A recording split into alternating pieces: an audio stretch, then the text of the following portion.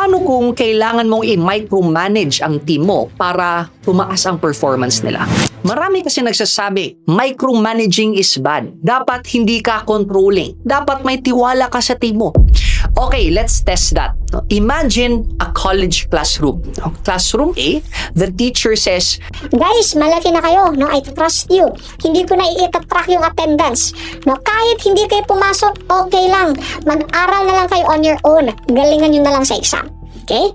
Classroom B, the teacher says, I don't trust you yet that you will study on your own. Itatrack ko yung attendance nyo every day at di pilitin ko kayong mag-aral. Now here's my question. Who do you think would have a higher score as a class during the exam? Classroom A, where the teacher does not track attendance, or Classroom B, where the teacher tracks attendance? Most likely, sasabihin mo, Classroom B. Tama? And most likely, makarelate ka rin nito when we were in college. We tend to learn more kasi when we were forced to come in class compared sa chill na teacher. Tama?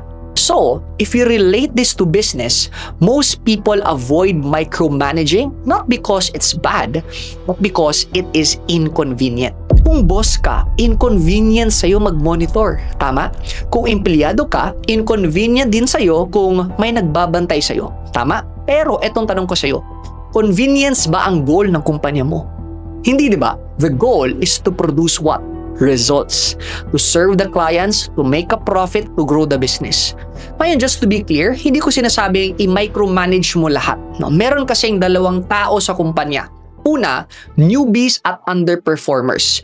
Ito yung hindi pa marunong, wala pang napoproduce na results at hindi pa mapagkakatiwalaan. No, ito yung taong kailangan mong i-micromanage kasi they need support, they need constant check-ins, and they need accountability.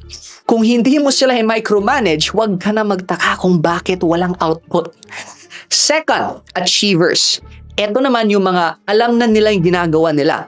Nakakapag-produce na ng results on their own and may track record of trust na. Ito yung mga taong hindi mo na kailangan i-micromanage. Ito yung mga taong pwede mo nang hayaan lumipad. Micromanaging these people would hurt your business kasi ikaw na ang magiging dahilan bakit babagal ang trabaho. Here's my point. No? There are team members who still need micromanaging and there are team members who don't.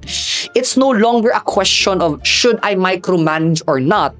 The question now is who needs it and who does not.